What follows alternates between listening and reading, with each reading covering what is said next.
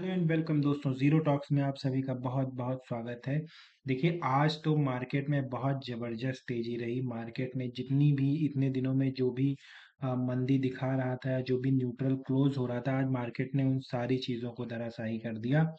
देखिए, ये हमारा निफ्टी का वीकली चार्ट है और जैसा कि मैं आपसे पहले ही बताता आ रहा हूँ, ये बहुत स्ट्रॉन्ग सपोर्ट एरिया है। देखिए, आप अगर इस हमारी ट्रेंड लाइन पे देखेंगे तो यहाँ पे पहले सपोर्ट लिया, फिर यहाँ पर, फिर यहाँ पर, और यहाँ पर सपोर्ट लिया, यहाँ पर सपोर्ट लिया, और अब यहाँ पर सपोर्ट ले रहा है। बहुत स्ट्रॉन्ग एरिया, जैसा कि मैं अपने पिछले कई सेशंस में आपको बताता चला आ रहा हूँ।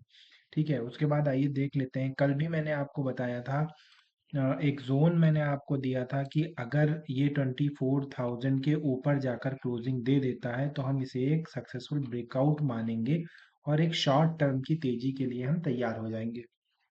तो देखिए, डेली चार्ट है हमारा, और यहाँ से जो ये नेगेटिव लाइन जाती है, ये देखिए, यहाँ से हम देख सकते हैं कि यहाँ पे एक उसने ब्रेकआउट हमें मिल गया है।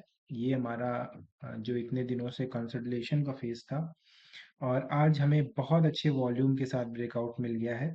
तो यहाँ पर कम से कम हम यहाँ तक की तेजी को एक्सपेक्ट कर सकते हैं। एक शॉर्ट टर्म की तेजी कम से कम 2-3% की, 600 पॉइंट के भी हम एक्सपेक्ट कर सकते हैं, यानी 24,500, 24,600 तक की अब हम एक्सपेक्ट कर सकते हैं इससे तेजी।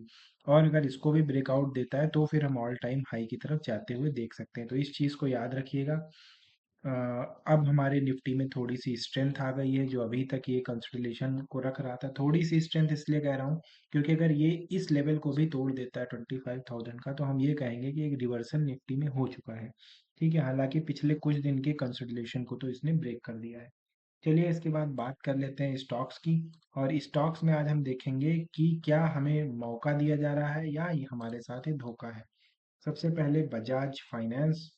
और बजाज फाइनेंस में आज बहुत ही बड़ी तेजी देखने को मिली है। काफी समय से ये इन्वेस्टर्स को परेशान करता आ रहा है।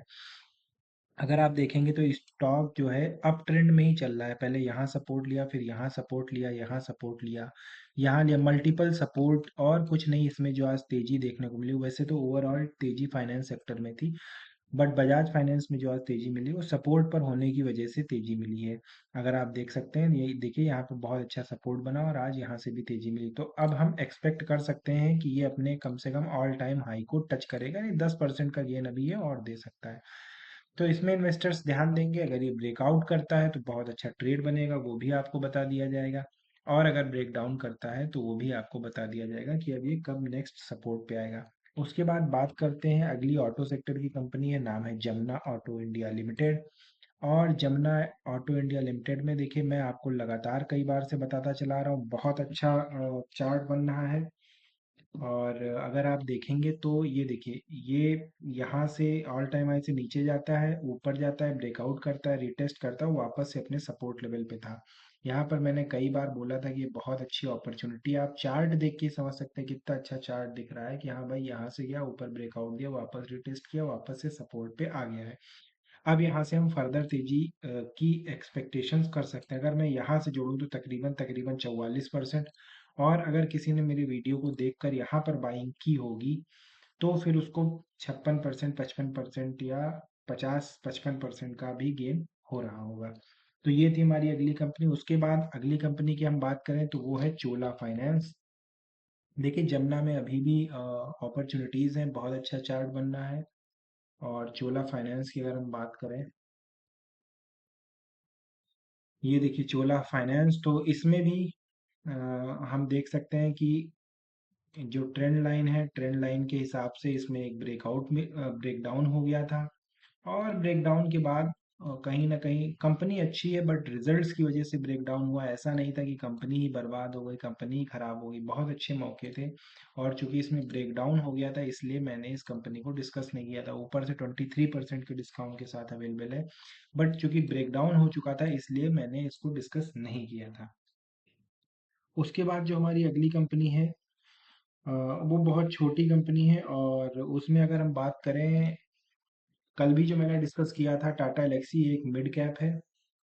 और टाटा एलेक्सी में देखिए, ये आज भी अपने सपोर्ट पर है और कहीं न कहीं ये स्टॉक इस समय अपॉर्च्युनिटी दे रहा है। क्यों दे रहा है? देखिए, ये 200 मूविंग एवरेज है जो जा रही है, ये हमारी ट्रेंड लाइन है, कल भी मैंने इसको डिस्कस किया था और स्टॉक कहीं न कहीं यहाँ सपोर्ट पे है और ये देखिए, यहाँ पर कुछ न कुछ बाइंग भी हमें देखने को मिली है।